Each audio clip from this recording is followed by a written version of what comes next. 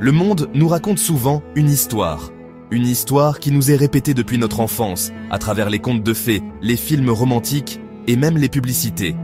Cette histoire nous dit que le bonheur ultime réside dans le fait de trouver l'âme sœur, de se marier, de fonder une famille. Mais est-ce vraiment la seule voie vers le bonheur? On dit que le célibat est une salle d'attente, un lieu de manque. On nous fait croire que ceux qui sont célibataires sont en quelque sorte incomplets, en attente de quelque chose ou de quelqu'un pour les rendre entiers. Mais cette perception est-elle juste? Mais si on remettait en question cette histoire, si on changeait notre perspective et voyait le célibat non pas comme une absence, mais comme une présence de soi, une opportunité de se découvrir, de se développer, de s'épanouir. Et si être célibataire n'était pas un problème à résoudre? Et si c'était une phase précieuse de la vie, une période de liberté et d'exploration? Une chance de se concentrer sur ses propres passions, de poursuivre ses rêves sans compromis? Et si c'était une aventure à embrasser? Une aventure où chaque jour est une nouvelle opportunité de découvrir quelque chose de nouveau sur soi-même et sur le monde? Une aventure où l'on apprend à apprécier sa propre compagnie, à savourer les moments de solitude comme des moments de paix et de réflexion. Il y a une révolution tranquille en cours.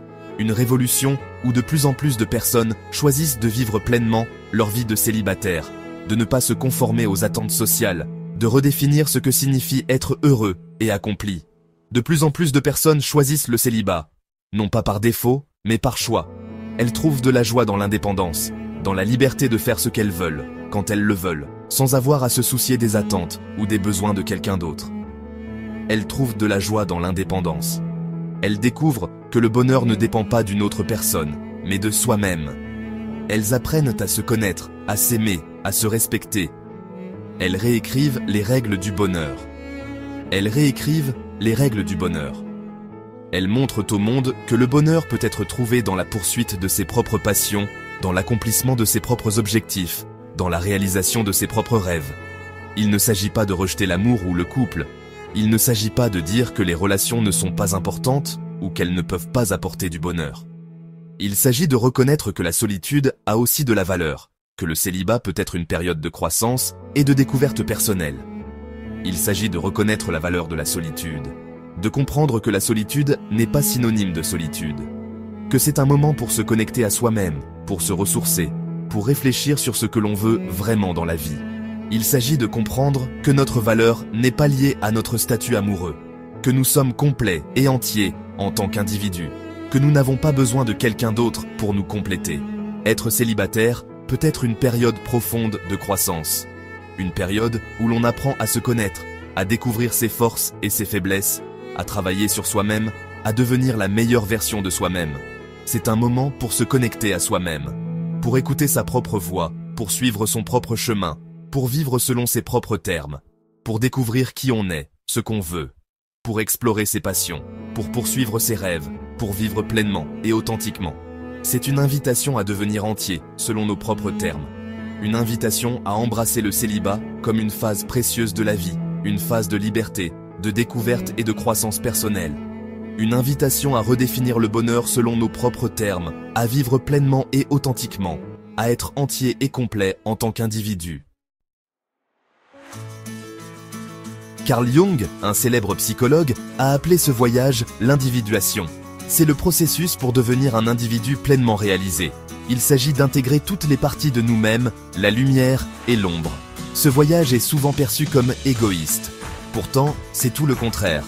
Quand on se connaît profondément, on est plus présent dans le monde. On crée des liens plus authentiques. L'individuation est un processus qui dure toute la vie. Mais le célibat offre un terrain fertile à son développement. Sans l'influence constante d'un partenaire, on peut entendre notre voix intérieure plus clairement. C'est dans les moments de calme et de solitude qu'on se rencontre vraiment. Les relations amoureuses sont des expériences belles et enrichissantes. Elles nous apportent de la joie, de la compagnie et une profonde connexion humaine. Partager sa vie avec quelqu'un peut être l'une des plus grandes sources de bonheur et de croissance personnelle. Elles nous apprennent l'amour, le compromis et la connexion. À travers les hauts et les bas, nous découvrons des aspects de nous-mêmes que nous n'aurions peut-être jamais explorés seuls. Les moments de rire, de danse et de contemplation partagés avec un partenaire enrichissent notre existence. Cependant, elles peuvent parfois devenir des détours sur notre chemin vers nous-mêmes. Dans la quête de maintenir une relation harmonieuse, il est possible de perdre de vue nos propres aspirations et besoins. La solitude, bien que souvent redoutée, peut offrir une clarté et une introspection précieuses. Lorsqu'on navigue constamment entre les besoins d'une autre personne, il est facile de se perdre. Les responsabilités et les attentes peuvent devenir accablantes, nous laissant peu de temps pour nous reconnecter avec notre propre essence. Dans le tumulte de la vie quotidienne, il est crucial de trouver des moments de calme pour se recentrer. On peut se modeler pour correspondre à ses attentes, en négligeant notre propre développement. En cherchant à plaire et à répondre aux besoins de l'autre, on risque de mettre de côté nos propres rêves et ambitions. Il est essentiel de se rappeler que notre croissance personnelle est tout aussi importante. Il ne s'agit pas de blâmer les relations pour notre stagnation. Les relations peuvent être des catalyseurs de croissance, mais elles nécessitent un équilibre. Il est important de communiquer ouvertement avec son partenaire et de prendre du temps pour soi. La méditation, l'écriture et les discussions honnêtes peuvent aider à maintenir cet équilibre. Il s'agit de reconnaître les pièges potentiels. En étant conscient des défis, nous pouvons mieux naviguer dans nos relations sans perdre de vue notre propre chemin. La lecture, la réflexion et la prudence sont des outils précieux pour éviter de se perdre en cours de route. Il s'agit d'être attentif à nos propres besoins, même au sein d'un couple. Prendre soin de soi, pratiquer des activités qui nous passionnent et maintenir une communication ouverte avec notre partenaire sont des éléments clés pour une relation saine et épanouissante. Parfois, l'acte le plus aimant qu'on puisse faire pour soi-même et pour son partenaire est d'entreprendre son propre voyage individuel. Ce voyage peut nous permettre de redécouvrir qui nous sommes vraiment, de renforcer notre indépendance et en fin de compte, d'enrichir la relation que nous partageons avec l'autre. Jung a parlé du moi ombre, les parties cachées de nous-mêmes que nous nions ou réprimons souvent. Ces aspects de notre personnalité, bien que souvent perçus comme négatifs, sont en réalité des parties intégrantes de notre être. Ils peuvent inclure des peurs profondes, des insécurités, ou même des désirs que nous jugeons inacceptables. En les ignorant, nous ne faisons que renforcer leur pouvoir sur nous. Ce peuvent être nos peurs, nos insécurités ou nos traits négatifs. Par exemple, une personne peut réprimer sa colère, la considérant comme inappropriée, mais cette colère refoulée peut se manifester de manière destructrice dans d'autres aspects de sa vie. En reconnaissant ces parties de nous-mêmes, nous pouvons commencer à les comprendre et à les intégrer de manière plus saine. Dans les relations, nous avons tendance à projeter notre ombre sur nos partenaires. Cela signifie que nous voyons souvent en eux les défauts que nous refusons de reconnaître en nous-mêmes. Par exemple, si nous avons des insécurités concernant notre propre valeur, nous pourrions accuser notre partenaire de ne pas nous apprécier suffisamment. Nous voyons en eux les défauts que nous refusons de reconnaître en nous-mêmes. Cette projection peut causer des conflits et des malentendus, car nous ne voyons pas notre partenaire pour ce qu'il est réellement, mais plutôt comme un miroir de nos propres peurs et insécurités. Être célibataire nous permet de confronter nos propres ombres. Sans la distraction d'une relation, nous avons l'opportunité de nous tourner vers l'intérieur et d'examiner ces parties de nous-mêmes que nous avons peut-être négligées. Cela peut être un moment de croissance personnelle profonde. Sans personne d'autre à blâmer, nous sommes obligés de prendre la responsabilité de notre propre obscurité.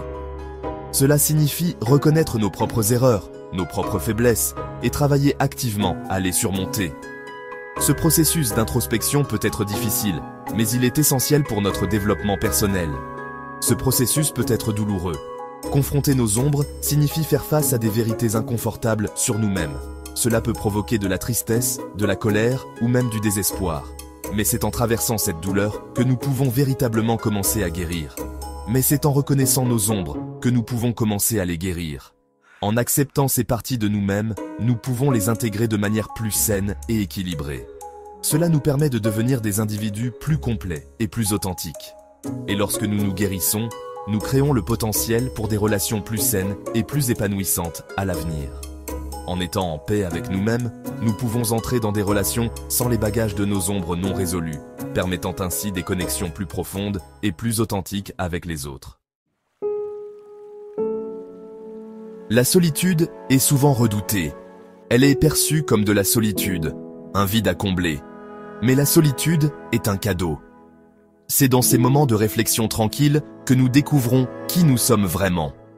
Sans les distractions des autres, nous pouvons nous connecter à nos passions, nos rêves nos valeurs.